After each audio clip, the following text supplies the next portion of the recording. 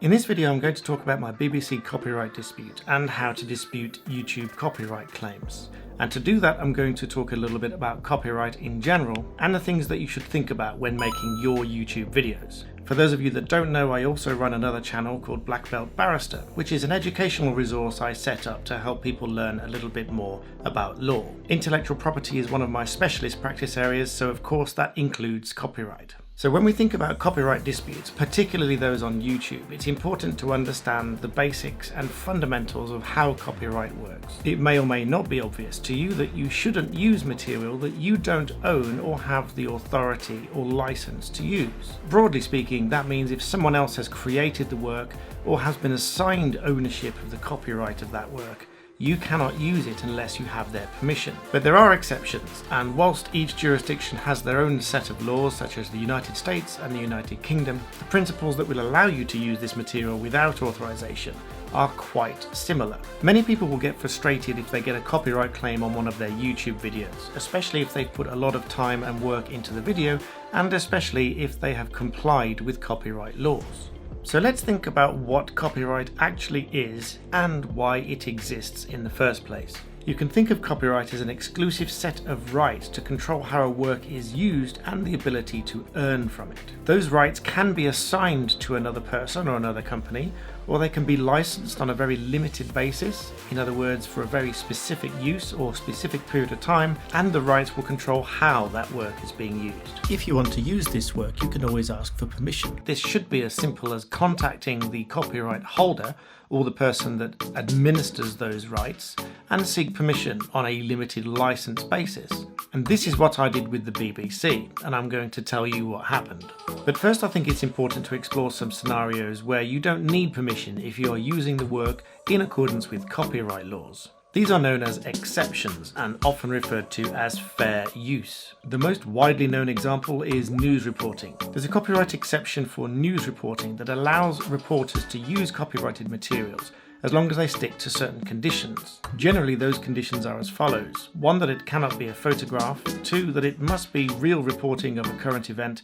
3, the reporting must be fair. And 4, it must have a sufficient acknowledgement attached to it. But most YouTube creators are not going to be news reporters. But if you still want to make use of copyrighted material, you need to look to something else. And this is what most people understand as fair use of copyright. But this is where it gets complicated. It's important to flag up at this stage that fair use can only be decided conclusively by a judge in your jurisdiction. But broadly, there are 4 factors to consider when looking at your material and deciding whether it is making fair use of a copyrighted work. The first of these is probably the most fundamental. It looks at the purpose and the character of the use of the copyrighted work. And under this category, courts will generally look at 2 things. Firstly, whether your use of the material is transformative, which I'll come to in a minute, and whether it's commercial. Commercial use is less likely to be considered fair use because if you are using someone's copyrighted material to generate income, then that's generally considered to be against the original rights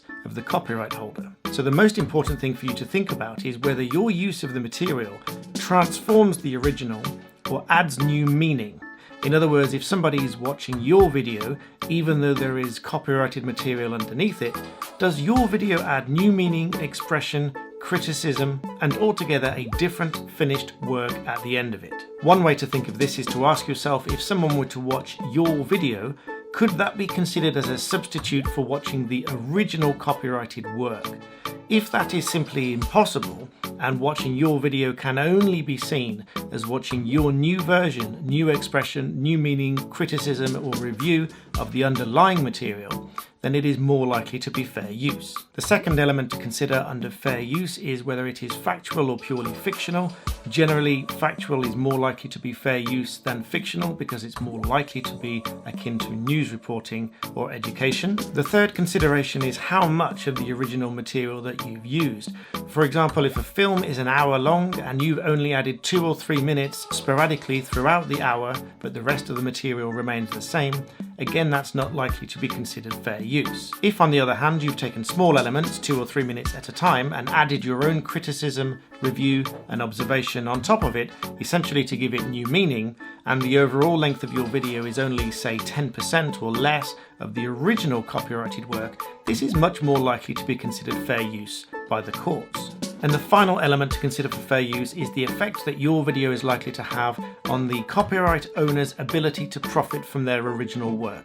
Again, a little bit like the first element, if somebody cannot simply watch your video as an alternative to the original copyright, it is more likely to be fair. But if someone is more likely to watch your version as a substitute for the copyrighted work, in other words, not paying for the copyrighted work, it is less likely to be fair use. All of these elements are brought together to consider the effect that your new video will have on the original copyright holder's right both to publish the work and to profit from it. So with that as a broad outline on what fair use is, I'm going to talk about the video that I made. So the BBC released a TV series called Silk, which depicted life at the Bar of England and Wales, particularly as a criminal barrister, although other areas of law crept in as well. The show received mixed views from members of the bar, although generally speaking, it was a reasonably good interpretation of what life at the bar is like. Always busy, usually very stressful, and very often fraught with difficulties. But what I found interesting about the show is that there were many intricacies of how the court systems work, and I wanted to share them with my new channel so people could understand the life of a barrister and whether the show was accurate. So I had the idea of doing a Cinema Sins style teardown of each episode of Silk, beginning with Season 1, Episode 1. So I painstakingly went through the episode. I never intended to include all of it, partly for the reasons I've said. I didn't want to use too much of the copyrighted work in my video so as to come outside of the fair use remit. So I picked certain areas and left others out. I thought it would be interesting to refer to some elements as educational points and to some elements as being slightly inaccurate. So I put this together and uploaded it, and almost immediately YouTube started recommending this video in their suggested videos. Clearly YouTube thought it was interesting to its viewers and wanted to get it out there. But almost immediately there was a copyright claim against the video and the video was blocked. It's important to mention that on the same day that I released this video on YouTube, I reached out to the BBC to seek their permission. Essentially, I told them that I was producing these videos as an educational resource and I thought people would be interested in it. I specifically sought permission on a limited license basis to use the video as an educational resource, breaking it down into individual educational points of interest, and then waited for a response. The BBC responded the very next day, quite rightly, to say that they did not object to my using the material if it was an exception allowable under UK copyright law. But they went on to say that I might have difficulties with YouTube online trackers if I didn't license the clips. The combination of those 2 points made me a little uncertain as to whether the BBC was